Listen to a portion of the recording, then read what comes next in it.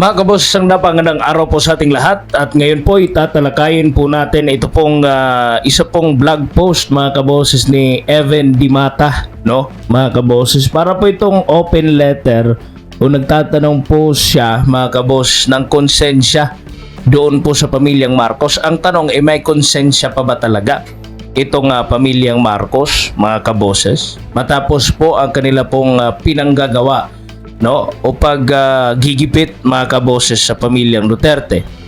Bakit konsensya mga kaboses? Ito ang laman ng post ni Evan Dimata. 5 presidente ang dumaan sa kasaysayan ng Pilipinas, pero sa higit 30 taon, isa lang ang may tapang at malasakit para kilalanin ang ama ninyo, si Ferdinand Marcos Sr. Si FPRRD ang nabigay ng karampatang pagkilala at paglilibing sa kanya sa libingan ng mga bayani with full military honors dahil siya ang isang sundalo, dating Pangulo at Commander-in-Chief. Ayun. Mga kaboses, nasaan ang konsensya? Diba? Balikan po natin ang kasaysayan nung ang ama po ni Presidente Bongbong Marcos Jr. mga kaboses, pinatalsik sa Malacanang dahil po sa paghahasik po ng lagim sa pamamagitan po ng martial law nung kanilang panahon mga kaboses. Marami po ang pinaslang, marami po ang namising, no, marami po ang inabduct during the time, no, sa martial law mga kaboses. At pati mga TV networks, no, mga kaboses, panunupil sa press freedom na mukhang nangyayari na nga rin ngayon eh.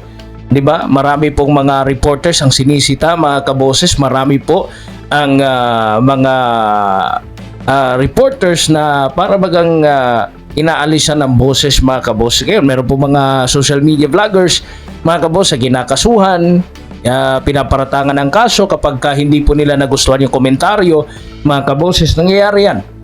Mas malala po noon mga kaboses, kaya ang dami pong galit na galit kay Marcos Sr., no, mga kaboses, hanggang sa ito po'y namatay mga kaboses.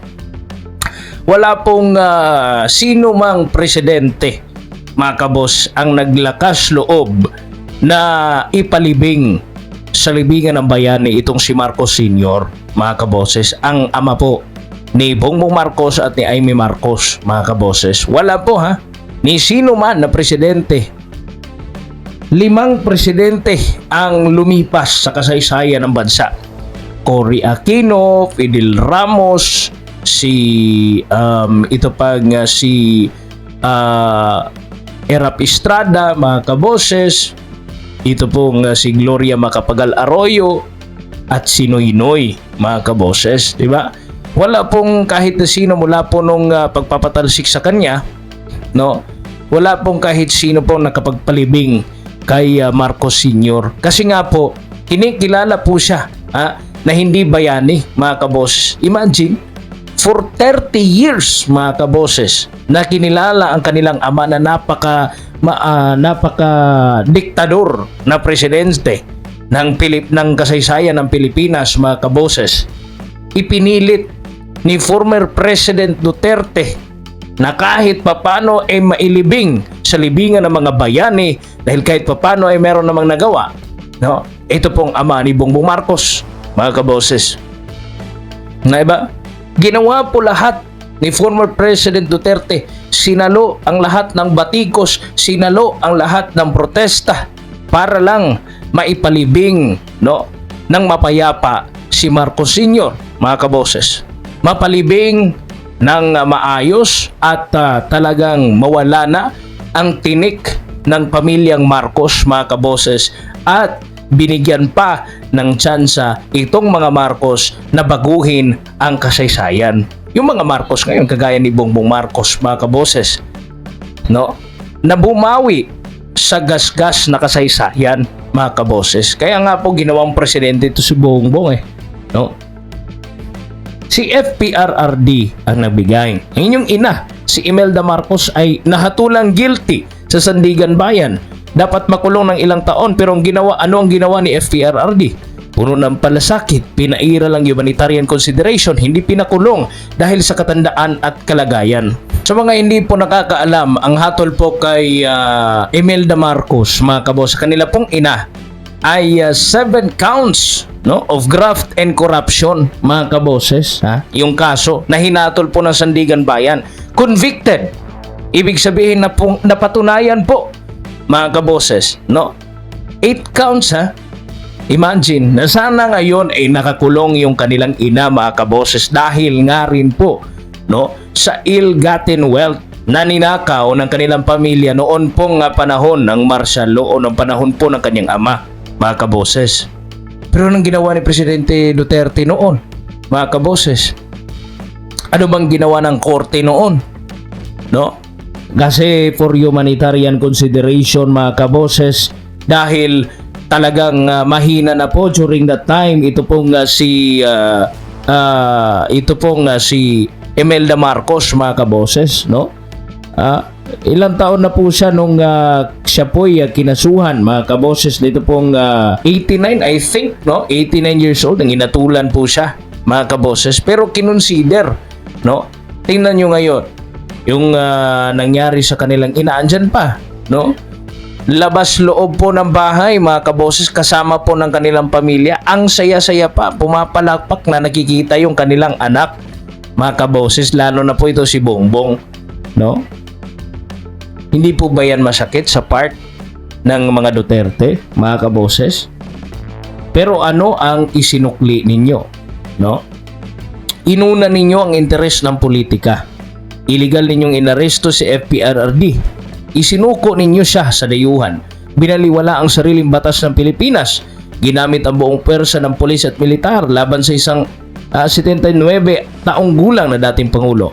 Makatarungan ba yan? Tama ba yan? May natitira pa ba kayong konsensya? Hindi lang si Tatay Digong ang nilapastangan ninyo. Ang dignidad ng sambayan ng Pilipino ang isinuko ninyo. Darating ang araw na ng pagtutuos, hindi nyo mapipigilan ang tinig ng taong bayan. Yan po ang post ni Evan Dimata, mga kaboses. No? Ang sakit, mga kaboses. Lalo na po nung bagong lumabas ngayon na information mula po sa Dahig sa pamamagitan po ni Vice President Sara Duterte na ito pong si former President Duterte, mga kaboses, ay weak na po at saka butot balat na lang, no, mga kaboses. Wala pong ginawa, hindi po narinig, para bang hindi narinig, mga kaboses, ng pamilya Marcos. Kahit sa sitwasyon ni former President Duterte na sobrang tanda na, ay pina-aresto pa rin. Ang mas worst, mga kaboses, ay hindi po sa bansang Pilipinas inaresto, kundi inaresto ng banyaga.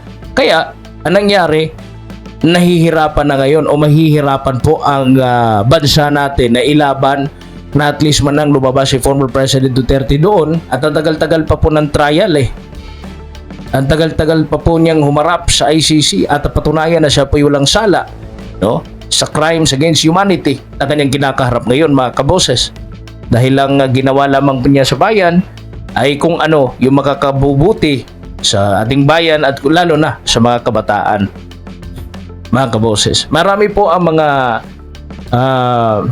mga nagagalit, marami po ang nalulungkot na baka si former President Duterte hindi man tayo nagdadasal, no, kung anong mangyari kay former President Duterte doon, na sana po, mga kaboses, ay makauwi ang kanyang katawan dito sa bansang Pilipinas, no, mga kaboses. At wag na lamang po i-cremate kasi po ang sabi po niya doon na i-cremate lang daw siya just in case, no, mga kaboses. So ang sakit, mga kaboses, na yung sa side ng pamilyang Marcos, nahatulan ng graft and corruption ang kanyang nanay, labas-pasok sa kanilang bahay, nakikita ang kanyang anak, no, na tumayo sa entablado, pumapalakpak pa, mga kaboses. Ngunit lalo na po ang kanilang ama na matagal na pong namatay, init sa puwera ng 5 nakaraang Pangulo. Si former President Duterte lang ang nagbigay pugay, nagbigay ng daan para ito'y mailibing sa libingan ng mga bayani, mga kaboses. Ang isinikli nila, ito, pinahirapan ang pamilyang Duterte, mga kaboses. Si VP Sara Duterte, si Baste, yung mga anak, si Baste nung iprinoklama doon sa Davao City, mga kaboses, hindi nakita ni FPRRD, mga kaboses, na sana'y kagaya ni Marcos Nandun din sana si former President Duterte pumapalakpak sa kanya pong anak, mga kaboses. So, napaka-unfair talaga ng atin pong sitwasyon ng ating Pilipinas. Lalo na po talagang halatang halata, mga kaboses, na para bagang pinopolitika ang lahat. Kayo po mga kaboses, ano pong reaksyon po ninyo, opinion regarding po sa tinapag-usapang reaksyon ngayong araw na ito, mga kaboses. Maraming salamat po sa inyong pakikinig. Maraming salamat po at sa inyong pagantabay at sa inyong pong pagbisita dito sa ating YouTube channel, mga kaboses. God bless po sa inyong lahat, mga kaboses. Ako po si Kaboses Wins at kayo po ay nakikinig at nanonood dito sa Standpoint Analysis. Please subscribe, click the notification bell para notified po kayo sa lahat po natin ng mga uploads, mga kaboses. God bless po and bye-bye.